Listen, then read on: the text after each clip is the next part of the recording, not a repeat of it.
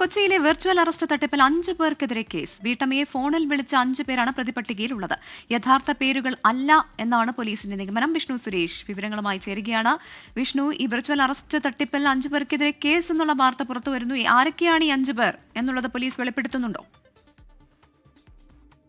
പ്രവിത, 5 പേരുകളാണ് പ്രതിപട്ടികയിലുള്ളത്. സാക്ഷി അഗർവാൾ, സന്തോഷ് റാവു, വിജയ് കൗസൽ തുടങ്ങിയ പേരുകളാണ് ഈ പ്രതിപട്ടികയിൽ ചേർത്തിട്ടുള്ളത്. അതായത് വീട്ടമ്മ നൽകിയ പരാതിയിൽ ഇവരെ ഫോൺ വിളിച്ച ഒരു സന്തോഷ് റാവു ആണെന്ന് ഇയാൾ സ്വയം പരിചയപ്പെടുത്തിയിരുന്നു. പിന്നാലെ സഞ്ജയ് ഖാൻ എന്ന് പറയുന്ന ഒരാൾ ഇവരെ ബന്ധപ്പെട്ടിരുന്നു. ഒപ്പം ശിവസുബ്രഹ്മണ്യൻ എന്ന് പറയുന്ന ഒരാളും ഇവരെ ബന്ധപ്പെട്ടിരുന്നു. ഈ തട്ടിപ്പിന്റെ ഭാഗമായി ഇവരുടെ പേരുകളാണ് ഇപ്പോൾ പ്രതിപട്ടികയിൽ ചേർത്തിരിക്കുന്നത്. പക്ഷേ ഇത് യഥാർത്ഥ കുറ്റവാളികളുടെ യഥാർത്ഥ പേരാണ് എന്ന കാര്യത്തിൽ പോലീസ് സംശയിക്കുന്നുണ്ട്. സ്വാഭാവികമായി അവർ കള്ളപ്പേരിലായിരിക്കും ഈ പരാതിക്കാരിയെ വിളിച്ചിട്ടുണ്ടാകുക. എന്നാൽ പോലും ഒരു പ്രതിപട്ടികയിൽ 5 പേരുടെ പേര് ചേർത്തിട്ടുണ്ട്. അന്വേഷണം വളരെ ഗൗരവമായി തന്നെ മുന്നോട്ട് കൊണ്ടുപോകും.